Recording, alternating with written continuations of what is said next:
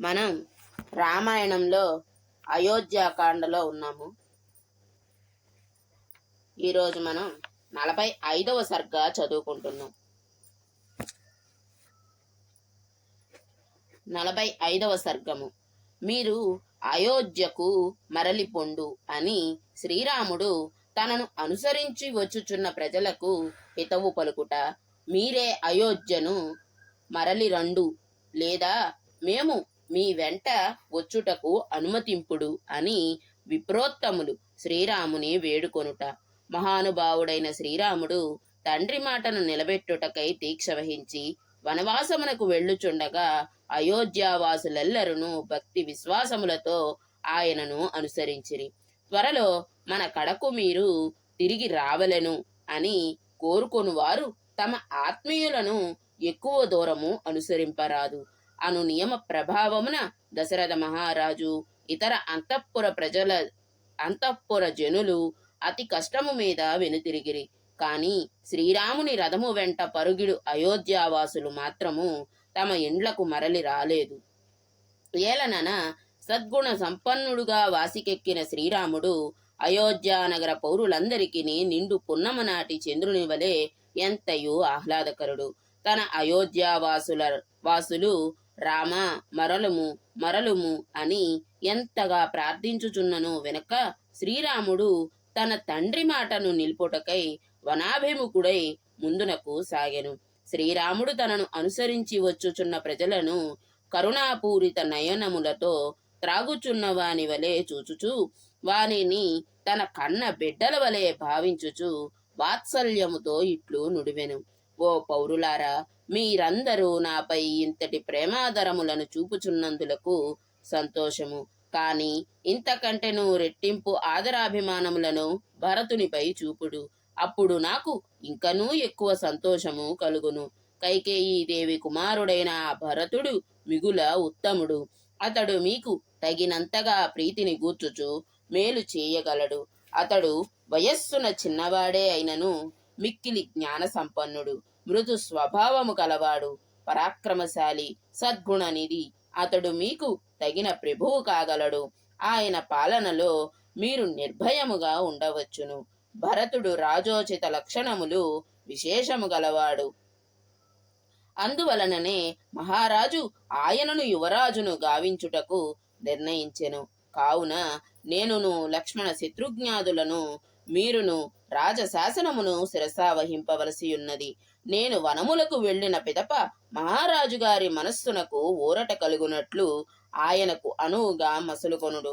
అది నాకు తృప్తిని కలిగించును. శ్రీరాముడు పితృవాక్య పరిపాలన యందే స్థిర చిత్తుడై అందులకు అనుగుణముగా ప్రజలకు ఎంతగానో హితవచనములను పలికెను. కాని వారు మాత్రము తమ మనస్సులలో శ్రీరాముడే తమకు రాజు కావాలనని కోరుకొనుచుండిరి. లక్ష్మణ సహితుడైన శ్రీరాముడు పురజనులను అందరినీ త్రాళ్లతో కట్టివేసినట్లుగా తన గుణ ప్రభావములచే బంధించెను. అప్పుడు వారు పెళ్ళుబుకుచున్న ఆశ్రుధారలతో దేనవదనులై ఉండిరి. రామలక్ష్మణులు గుణ ప్రభావములచే ఆకర్షితులై పౌరులు ఏమియూ పలుకజాలక మెన్నకుండిరి. ఆ పౌరులలోని బ్రాహ్మణులు జ్ఞాన సంపన్నులు, వయోవృద్ధులు, తపోబలము గలవారు, ముసలివారగుటచే వారి శిరములు ఉణుకుచుండెను. దూరము నుండియే వారు ఇట్లు పలికిరి: శ్రీరాముని రథమును వేగముగా లాగికొని పోవుచున్న ఓ మేలుజాతి గుర్రములారా, మీరు వనములకు వెళ్ళవద్దు. స్వామి హితమునకై వెనుకకు మరలుడు. పశుపక్షుల వినికిడి శక్తి బలమైనది, అందున అశ్వముల శ్రవణ శక్తి ఇంకనూ గొప్పది. కనుక ఓ అశ్వములారా, మరల మిమ్ము ప్రార్థించుచున్నాము. మీరు నగర మార్గమునకు మరలుడు. ప్రభు అయిన శ్రీరాముడు ధర్మాత్ముడు. ఆయన మనస్సు నిర్మలమైనది. ఆయన చల్లని మనస్సు గలవాడు, బలమైన చక్కని దీక్ష గలవాడు, మహావీరుడు. అట్టి మహాపురుషుని వనముల నుండి పురమునకు చేర్చవలనే గాని నగరము నుండి వనములకు గొనిపోరాదు. ఈ విధముగా ఆర్తితో విలపించుచు అర్థించుచున్న ఆ వృద్ధ బ్రాహ్మణులను గాంచి శ్రీరాముడు వెంటనే రథము నుండి క్రిందకు దిగెను. వనవాస దీక్షాబద్ధుడయ్యున్న శ్రీరాముడు బ్రాహ్మణోత్తముల వచనములను విన్న పిదప కూడా రథముపై వెళ్ళుట ఉచితము కాదని తలంచిన వాడై సీతా లక్ష్మణులతో కూడి రథము నుండి దిగెను. ఆ విప్రులు తమను చేరువ వరకు తిన్నగా నడువసాగెను. దయామయుడును ఆదర్శవర్తనుడు అయిన శ్రీరాముడు పాదాచారులై వచ్చుచున్న ఆ ద్విజోత్తములను వీడి రథముపై వెళ్లజాలకపోయెను. తండ్రి ఆజ్ఞను నెరవేర్చుటకై స్థిర నిశ్చయముతో వనములకు జనుచున్న శ్రీరామునిగాంచి ఆ ద్విజులు నివ్వెరపోయిరి. పిదపవారు మిక్కిలి పరితపించిన వారై శ్రీరామునితో ఇట్లు నుడివిరి. రఘునందన, నీవు బ్రాహ్మణ హితైషివి కనుక ఈ బ్రాహ్మణ సమాజమంతయును నిన్ను అనుసరించవచ్చును. అంతేకాదు, ఈ అగ్నిహోత్రములు కూడా బ్రాహ్మణుల భుజస్కందములను అధిష్ఠించి మీ వెంట వచ్చును. మేము నిత్యాగ్నిహోత్రులము కావున మా అగ్నిహోత్రములను తీసుకొని మీ వెంట నడుతుము. వాజపేయ యాగము చేయుట వలన మాకు ఛత్రములు లభించినవి. శరత్కాల మేఘము వలె తెల్లనైన ఈ గొడుగులు కూడా మా వెంట వచ్చుచున్నవి. చూడుము, గొడుగులు లేనందువలన మీరు సూర్యకిరణముల తాపమునకు గురియగుచున్నారు. వాజపేయ యాగముల వలన మాకు లభించిన ఈ ఛత్రములతో మేము మీకు నీడను కల్పింతుము. నాయన, ఇంతవరకును మా బుద్ధి అనవతరము వేదమంత్రముల పాఠనముల యందే నిమగ్నమై ఉన్నది. కాని నేటి నుండి అది మీ వెంట వనవాసమునే కోరుకొనుచున్నది. వేదములే మీకు సర్వ సంపదలు గదా, వాటిని మీరు వీడి వచ్చుట ఎట్లు? గృహస్థులైన మీరు మీ భార్యల రక్షణ బాధ్యతలను పరిత్యజించి వచ్చినచో వారి గతి ఏమి అని నీవు మమ్ము ప్రశ్నించవచ్చును. ఆ సందేహమునకు ఏమాత్రము తావులేదు. మా పాలిట మహాసంపదలైన వేదములు మా హృదయముల యందేయున్నవి కనుక అవి సురక్షితములు. ఇక మా ధర్మపత్నుల విషయము, వారు పతివ్రతలు కావున వారి పాతివ్రత్యములే వారికి భద్ర కవచములు. మేమును నిన్ను అనుసరించి వనములకు వచ్చుటకు నిశ్చయించుకొంటిమి. ఈ నిర్ణయమునకు తిరుగులేదు. నీవు పితృవాక్య పరిపాలన రూపమైన ధర్మమునే పాటించుచు ముందునకు సాగుచున్నప్పుడు మాకు ఇతర ధర్మ మీమాంసలతో పని ఏమి? నిన్ననుసరించుటయే మాకు పరమధర్మము. ధర్మాచరణమునందే స్థిరముగా నిలిచియుండువాడా, మేము తలలు నెరిసిన వృద్ధులము. ఈ నేలపై సాగిలపడి నీకు నమస్కరించుచున్నాము. మా ప్రార్థనను మన్నించి అయోధ్యకు మరలిరమ్ము. నాయన, ఇక్కడికి వచ్చిన బ్రాహ్మణులలో పెక్కుమంది నీవు అయోధ్యకు రావలనను కోరికతో యజ్ఞ కార్యములను తలపెట్టియున్నారు. నీవు అయోధ్యకు మరలి వచ్చుటతో వారి ప్రయత్నములు సఫలములగును. ఓ రామ, కేవలము మానవులే కాక ఈ లోకమునందలి చరాచర ప్రాణులన్నీను నీ యందు భక్తి శ్రద్ధలు కలిగి ఉన్నవి. నీవు మరలి వచ్చుటకై ఎంతగానో ఆరాటపడుచు అర్థించుచున్న ఆ ప్రాణులను నీవు కనికరింపుము. మహోన్నతములైన వృక్షముల సైతము వెంటనే నీవు అయోధ్యకు మరలుటకై ఎంతయు తపనపడుచు నిన్ను అనుసరించుచు చూచుచున్నవి. కాని వేళ్లు మాత్రం వాటిని కదలనిచ్చుటలేదు. చేయునది లేక ఆ చెట్లు పెనుగాలులతో శృతి గెలిపి నీ కొరకై బిగ్గరగా ఏడ్చుచున్నవి. ఓ రఘురామ, నీ వన గమన కారణముగా పక్షులన్నీయును దిగులు చెంది ఆహార సంపాదనమునకు ప్రయత్నింపక చెట్ల కొమ్మలపై అచ్చటచ్చట చేరి దైన్యముతో ఉన్నవి. సకల ప్రాణుల ఎడను దయాపరుడవైన నీవు అయోధ్యకు మరలుటకై అవి తమ అరుపుల ద్వారా నీకు మొరపెట్టుకొనుచున్నవి. వనవాసమునకై వెళ్ళుచున్న శ్రీరాముని అయోధ్యకు మరలించుటకై ఆ బ్రాహ్మణులందరూ ప్రాధేయపడుచు గగ్గోలు పెట్టుచుండగా ఇంతలో తమసా నదియు శ్రీరాముని వారించుటకై అడ్డు నిలిచిందా యమున అనునట్లు అచట కన్పట్టెను. సుమంత్రుడు కూడా రథము తమసా నదీ తీరమునకు చేరగనే ప్రయాణ శ్రమచే అలసియున్న గుర్రములను రథము నుండి విప్పి వాటిని అటూ ఇటూ త్రిప్పెను. స్వభావమును అనుసరించి అవి భూమిపై పొరలాడెను. పిమ్మట అతడు నీరు త్రాగించి వడలు కడిగి మేయుటకై వాటిని తమసా నదీ తీరమున వదిలెను. 46వ సర్గము. సీతారామ లక్ష్మణులు ప్రజలతో కూడి తమసా నదీ తీరమున ఒక రాత్రి విడిది చేయుట ప్రజలకు తెలియకుండా వారు రథమునెక్కి తమసా నదిని దాటి వెళ్ళుట. ప్రజలని మభ్యపెట్టి ఇంకా వాళ్ళు వెళ్ళట్లేదు, తిరిగి వెళ్ళట్లేదు అయోధ్యకు అని చెప్పి రాముల వారు నిద్రిస్తుండగా ఈయన ప్రయాణం ముందుకు సాగించారట. ఆ కథా విశేషాన్ని చదువుకుందాం. అంతట వారందరూ మనోహరమైన తమసా నదీ తీరమున విడిసిరి. పిమ్మట శ్రీరాముడు ఒకసారి సీతాదేవి వైపు చూచి లక్ష్మణునితో ఇట్లనెను: ఓ లక్ష్మణ, నీకు శుభమగుగాక.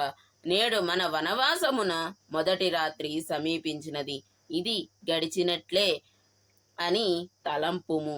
అతి సుకుమారి అయిన సీత వనములలో కాలినడకతో ఎట్లు సాగిపోగలదు అని దిగులు చెందకుము. ఓ సౌమిత్రి, వెలవెలబోవుచున్న ఈ అరణ్య ప్రదేశములను ఒక్కసారి చూడుము. ఇప్పుడిప్పుడే ఈ సాయంకాలమున మృగములు పక్షులు అరుచుచూ తమ తమ స్థానములకు చేరుచున్నవి. ఆ అరుపులతో నిండిన ఈ వనములు మన వేష పరిస్థితులను చూచి ఏడ్చుచున్నవా అనున్నట్లు ఉన్నవి. మన తండ్రి గారి రాజధాని అయిన అయోధ్య నగరమునందరి స్త్రీ పురుషులందరూ మన ఎడబాటునకు తట్టుకొనలేక ఎంతయు శోకించుచుందురు. ఇందు సందేహము లేదు. పురుష శ్రేష్ఠ అయోధ్య నగర వాసులెల్లరూ పలు సద్గుణముల కారణముగా మహారాజు గారి ఎడలను నాయందును నీయందు భరత శత్రుఘ్నుల పట్లను అనురక్తులై ఉన్నారు. పలువురిచే మెప్పొందిన ఉత్తమురాలుగా కౌసల్యమాతయు తండ్రి దశరథుడు మన కొరకై ఏడ్చి ఏడ్చి ఏమైపోవుదురో ఏమో అని నాకు వేదన కలుగుచున్నది. కాని ఆ దిగులు మనకక్కరే లేదు. ఏలనన ధర్మాత్ముడైన భరతుడు అచటనే ఉన్నాడు.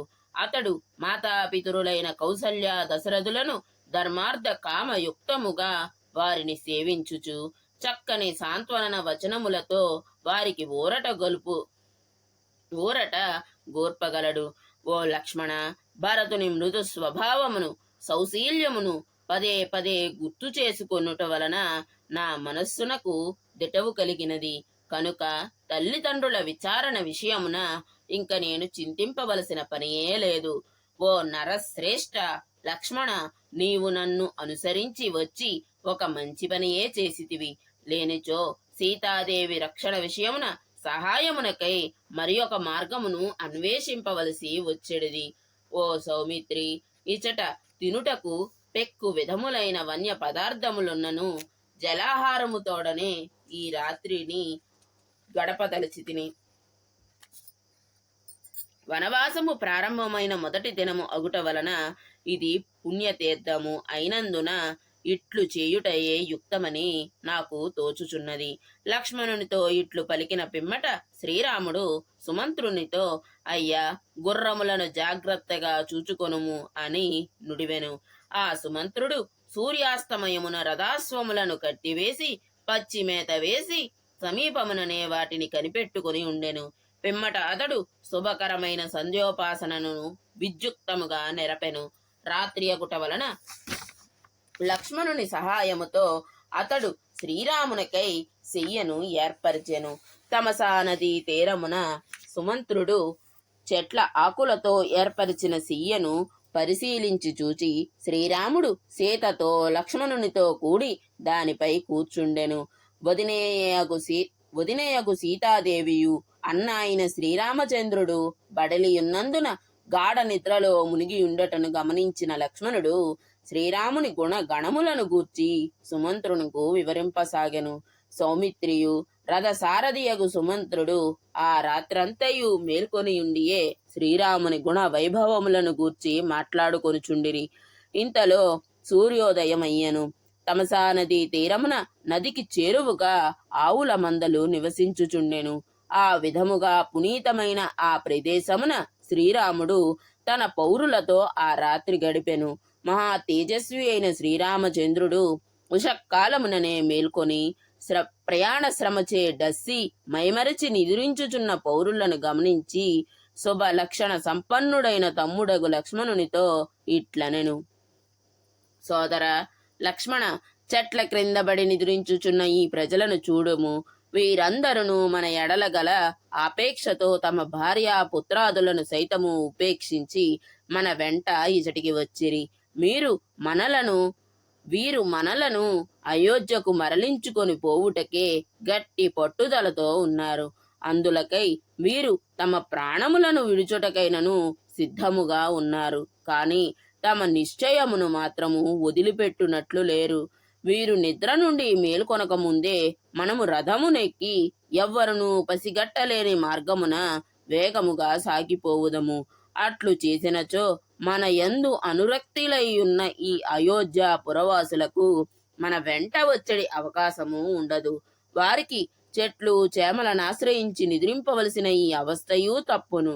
ప్రజల దుఃఖములను తొలగించుట రాజకుమారుల ధర్మము. అంతేకాదు తమ కారణముగా ప్రజలు ఎట్టి దుఃఖముల పాలు కాకుండా చూచుటయు వారి కర్తవ్యము. అంతట లక్ష్మణుడు సాక్షాత్తు ధర్మస్వరూపుడైన శ్రీరామునితో, అన్నా, నీవు అన్నీయు తెలిసిన వాడవు. నీవు చెప్పినది యుక్తముగా ఉన్నది. వెంటనే రథమును అధిరోహించి వెళ్ళుదము అని నుడివెను. అనంతరము ఉచితజ్ఞుడైన శ్రీరాముడు సుమంత్రునితో, ఆర్య, వెంటనే వెళ్ళి రథమును సిద్ధమొనర్పుము. మనము త్వరగా వనములకు పోవలను అని పలికెను. అంతట సుమంత్రుడు ఒక్క క్షణములో రథమునకు గుర్రములను పూంచి శ్రీరామునకు నమస్కరించి ఇట్లు విన్నవించెను. బాహుబల సంపన్నుడవైన ఓ మహావీర, నీకు శుభమగుగాక. రథము సిద్ధముగా ఉన్నది. సీతా లక్ష్మణులతో కూడి వెంటనే దీనిని అధిరోహింపుము. పిమ్మట శ్రీరాముడు ధను కవచాదులను దాల్చి సీతా లక్ష్మణులతో కూడి రథమునెక్కెను. సుడులు తిరుగుచు పరవళ్ళు దొక్కుచు ప్రవహించుచున్న తమసా నది యొక్క ఆవలి తీరమునకు చేరెను. మహాబాహువు తేజస్శాలి అయిన శ్రీరాముడు తన వారితో రథము నుండి దిగెను. పిమ్మట దుష్ట మృగాదుల భయము లేనిది, ముళ్ళ మొక్కలు లేనిది, అనుకూలమైనది అగు మహామార్గమును అనుసరించెను. అప్పుడు ప్రజలను మభ్యపెట్టుటకై, ప్రజలు గ్రహింపలేకుండుటకై శ్రీరాముడు సుమంత్రునితో, ఓ సారథి, నీవు త్వరగా రథమునెక్కి ఉత్తర దిశగా బయలుదేరుము. కొంత దూరము అటు వేగముగా పోనిచ్చి మరల రథమును ఇటు తిప్పుము. ఇట్లు చేసినచో ప్రజలు నా జాడను తెలుసుకొనజాలరు. కావున జాగ్రత్తగా అట్లు చేయుము. శ్రీరాముని ఆదేశమును అనుసరించి సుమంత్రుడు అట్లే గావించెను. మరలా మరి ఒక మార్గమున ఆయనను చేరి శ్రీరాముని ప్రయాణమునకై అచట రథమును సిద్ధముగా ఉంచెను. రఘువంశవర్ధనులైన ఆ రామలక్ష్మణులు సీతాదేవితో కూడి సిద్ధముగా ఉన్న ఆ రథమునెక్కిరి. పిమ్మట ఆ సారథి తపోవన మార్గమున అశ్వములను నడిపించెను. అంతట సారథి శుభశకున సూచకముగా రథమును ఉత్తరాభిముఖముగా నిలబెట్టెను. పిమ్మట మహారథి అయిన శ్రీరాముడు తన వారితో కూడి రథముపై వనములకు బయలుదేరెను. 47వ సర్గము. ప్రజలు నిద్ర నుండి మేల్కొనిన పిమ్మట శ్రీరాముడు కనిపింపకపోవుటచే కొంతసేపు తెకమక పడుట, ఎట్టకేలకు వారు అయోధ్యకు చేరుట, వెలవెలబోవుచున్న ఆ నగరమును చూచి వారు మిగుల దుఃఖపడుట. రాత్రి గడిచినది, సూర్యోదయమైనది. అంతట పౌరులు మేల్కొనిరి. అచ్చట శ్రీరాముడు కనపడకుండుటచే వారు శోకముతో నిశ్చేష్టులై నీరుగారిపోయిరి. వారు దుఃఖ భారముచే కన్నీరు గార్చుచు శ్రీరాముని కొరకై అటు నిటు వెదకిరి. ఎంత గాలించి చూచినను ఆ ప్రభువు యొక్క రథ చక్రముల గుర్తులు సైతము కనపడకపోవుటచే వారు మిగుల ఖిన్నులైరి. దీశాలి అయిన శ్రీరాముని యొక్క దర్శన భాగ్యమునకు దూరమగుటచే ఆ పౌరుల ముఖములు విషాదముతో వెలవెలబోయెను.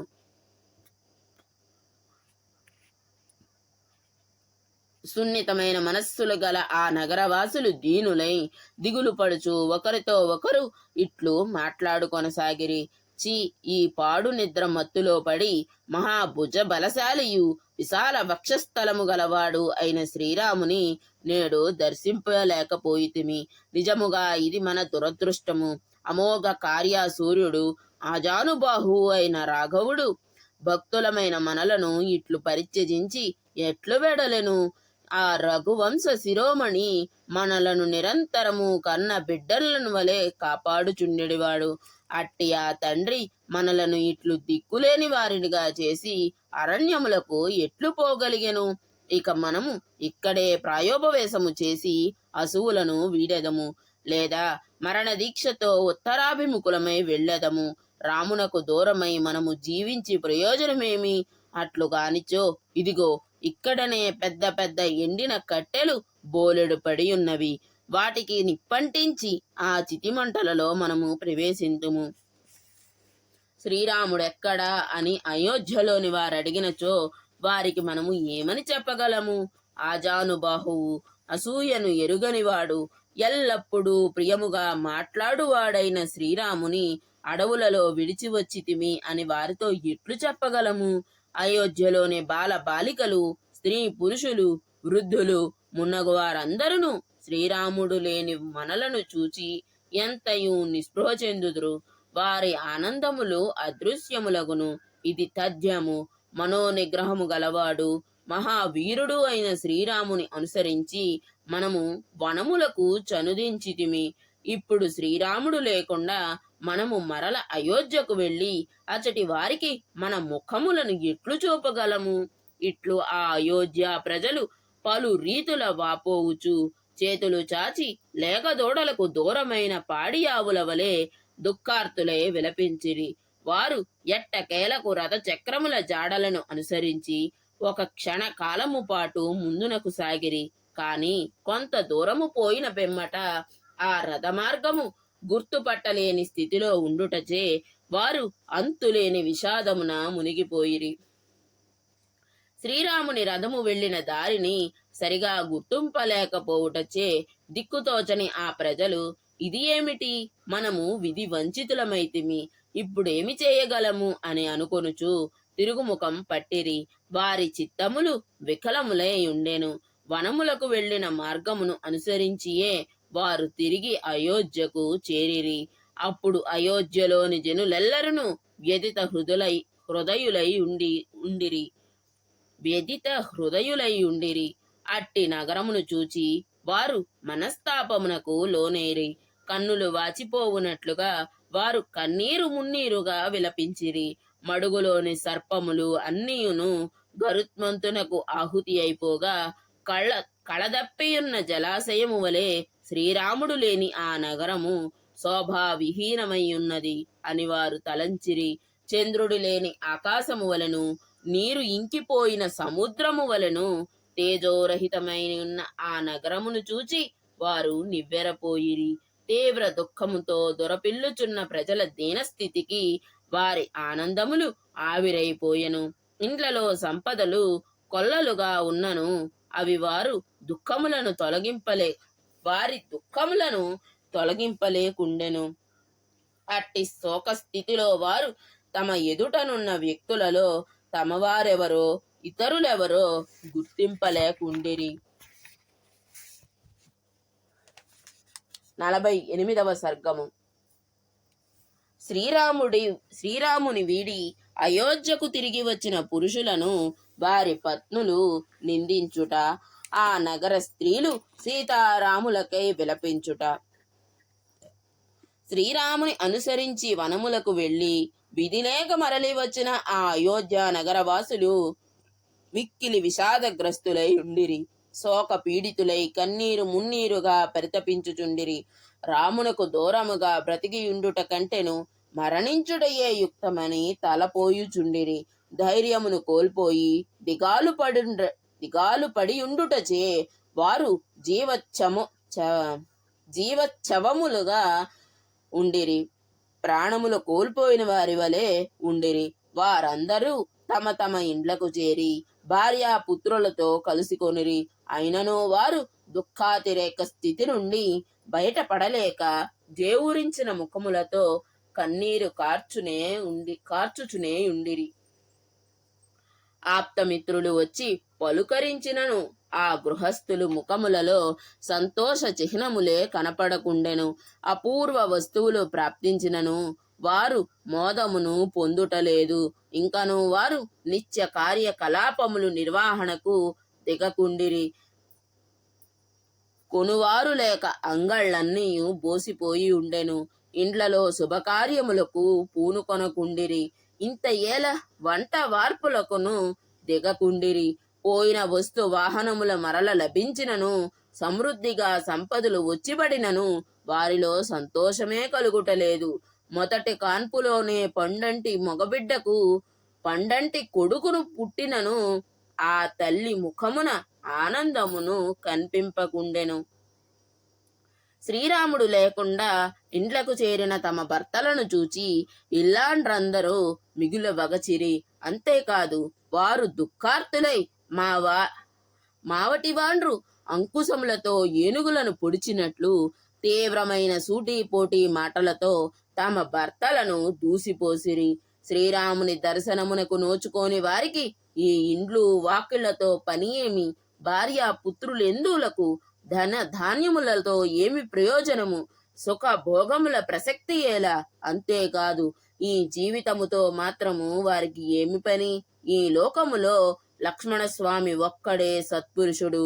సీతారాముల వెంట వనములకు వెళ్ళి నిరంతరము వారికి అచట పరిచర్యలు చేయుచున్న భాగ్యశాలి గదా అతడు.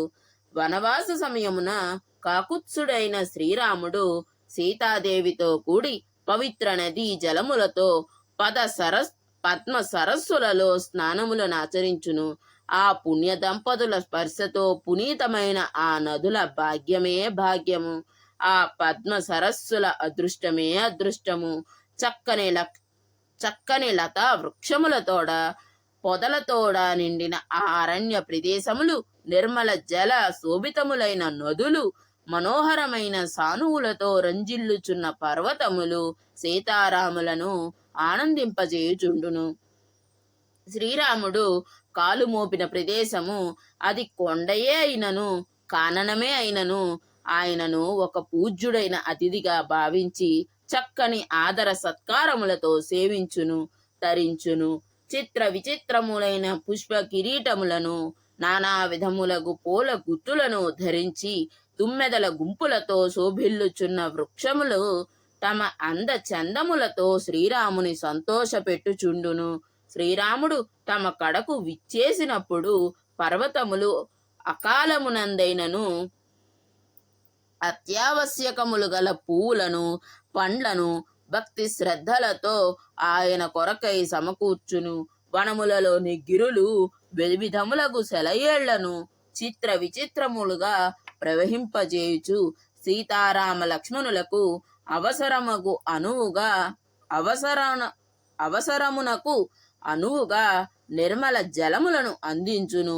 కొండలపై గల వృక్షములు అటు ఇటు కదులుచు చల్లని గాలులతో వారికి హాయిని గూర్చును. దశరథ మహారాజు కుమారుడైన శ్రీరాముడు మిగుల భుజములు గలవాడు, మహావీరుడు. ఆయన ఉన్న చోట ఏ ప్రాణికి భయముండదు, ఎవ్వరికి అవమానము కలగదు. అతడు ఎక్కువ దూరము వెళ్ళకముందే ఆయనను మనము చేరుదము. అట్టి మహాత్ముడైన ప్రభువు యొక్క అడుగు జాడలను అనుసరించుటయే మనకు శ్రేయస్కరము. మన అందరికీ అతడే రక్షకుడు, శరణ్యుడు, పరమాశ్రయుడు.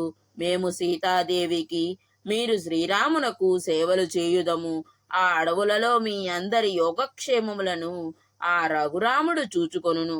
మా మంచి చెడ్డలను ఆ సీతామాత చూడగలదు అని దుఃఖార్తులయ్యున్న ఆ నగర స్త్రీలు తమ భర్తలతో నుడివిరి.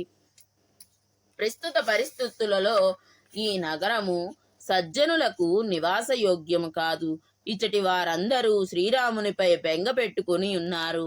ఇచ్చటి వాతావరణమంతయును చికాకును కలిగించున్నదిగా ఉన్నది. ఇచ్చట నేను ఉన్నచో మనకు మనశ్శాంతి కరువగును. ఇట్టి చోట నివసించుటకు ఎవడో ఇష్టపడును. ఈ రాజ్యముపై అధికారము కైకేయి చేజిక్కినచో ఈ దేశము దిక్కులేనిదై ఇందు అధర్మము తాండవించును. ఇట్టి చోట జీవించుట నిరర్ధకము. రక్షణ లేనట్టి ఈ రాజ్యమున ఇక పుత్రులతో గాని సంపదలతో గాని పని ఏమి?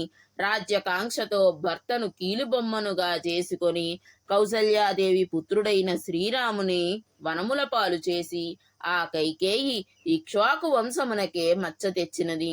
అట్టి దుర్మార్గురాలు ఇంక ఎవరిని విడిచిపెట్టును?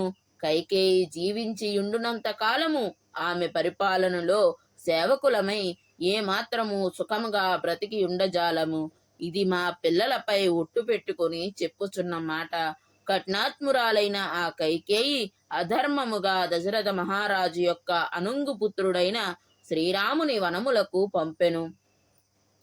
అట్టి దుర్మార్గురాలి పరిపాలనలో ఎవరు మాత్రము సుఖపడగలరు? కైకేయి వలన ఈ రాజ్య ప్రజలందరూ ఇక్కట్ల పాలకుచు నిరాశ్రయులైరి దిక్కులేని వారైపోవుదురు. ఆమె కారణముగా ఈ రాజ్యమంతయు సర్వనాశనము కాగలదు. శ్రీరాముడు వనవాసగతుడైనచో దశరథ మహారాజు జీవించియుండుట దుర్లభము. దశరథుడు మరణించిన పిమ్మట ఇచ్చట వినిపించుచుండునవి విలాపములు మాత్రమే. ఇది తథ్యము. మీ అదృష్టములు అడుగంటినవి, దుర్గతులు వచ్చిపడినవి కనుక ఇప్పుడు మీరు శ్రీరాముని అనుసరించి వనములకు వెళ్ళుడు, లేదా కైక పేరు కూడా వినబడని చోటకి చేరుడు, లేనిచో విషపానముతో జీవయాత్రను ముగింపుడు. కైకేయి కుట్ర కారణముగా సీతారామ లక్ష్మణులు వనముల పాలైరి. కసాయివాని చేతికి చిక్కిన పశువుల వలె మనము భరతుని పాలబడుదుము. లక్ష్మణునకు అన్న అయిన శ్రీరామచంద్రుని ముఖము పున్నమి నాటి చంద్రుని వలె ఆహ్లాదకరమైనది. అతడు శ్యామ సుందరుడు, పరిపుష్టములైన భుజ సందులు గలవాడు, శత్రు భయంకరుడు, ఆజానుబాహువు, కమలనేత్రుడు. వ్యక్తులు కలిసినప్పుడు సౌహార్దముతో ముందుగా భాషించువాడు, స్ఫురద్రూపి, సత్యవచనుడు, మిక్కిలి బలశాలి, మృదువైన స్వభావము గలవాడు. ఆయన దర్శనము చంద్రదర్శనము వలె ఆనందదాయకము. గజరాజు వలె మిక్కిలి శక్తి సంపన్నుడు. వేయేల అతడు ఒక మహాపురుషుడు. ఆ మహారథుడు సంచరించుట వలన ఆ అరణ్యముల శోభలు ఇనుమడించును. ఆ అయోధ్యానగరమునందలి స్త్రీలందరూ అట్లు విలపించుచు అవసాన దశలో మృత్యువునకు భయపడుచున్న వారి వలె దుఃఖముతో కుమిలిపోవుచున్న వారై పెడబొబ్బలు పెట్టుచు ఏడవసాగిరి. ఇట్లు స్త్రీలందరూ తమ ఇండ్లలో శ్రీరాముని స్మరించుచు విలపించుచుండిరి. ఇంతలో సూర్యుడు అస్తమించెను, చీకట్లు అలముకొనెను. అందరూ శ్రీరాముని ఎడబాటు వలన దుఃఖమున మునిగియుండుటచే అయోధ్య అందలి ఏ ఇంటిలోనూ అగ్ని కార్యములు నడుచుటయే లేదు. వేదాధ్యయనములు పురాణ ప్రవచనములు జరుగుటయే లేదు. ఆ పురమంతయు చీకట్లతో పూయబడినట్లు నిస్తేజమై ఉండెను. వ్యాపారుల అంగళ్ళు అన్నియు మూతపడుటచే జన సంచారము లేకుండెను. ఎక్కడ చూచినను ప్రజల ముఖములలో విషాదములే తప్ప నవ్వులు కనపడుటలేదు. శ్రీరాముడు దూరమైనందున ఆ అయోధ్యాపురము చుక్కలు లేని ఆకాశము వలె తేజో విహీనమై ఉండెను. అచ్చటి స్త్రీలందరూ కన్న బిడ్డలో తోబుట్టువులో దూరమైనట్లు శ్రీరాముని ఎడబాటు వలన వ్యాకులపాటునకు లోనైరి. వారికి శ్రీరాముడు తమ సంతానము కంటే సోదరుల కంటే ప్రీతిపాత్రుడు, ఆత్మీయుడు. అందువలన వారు ఆయనకై దైన్యముతో విలపించుచు స్పృహను కోల్పోయిరి.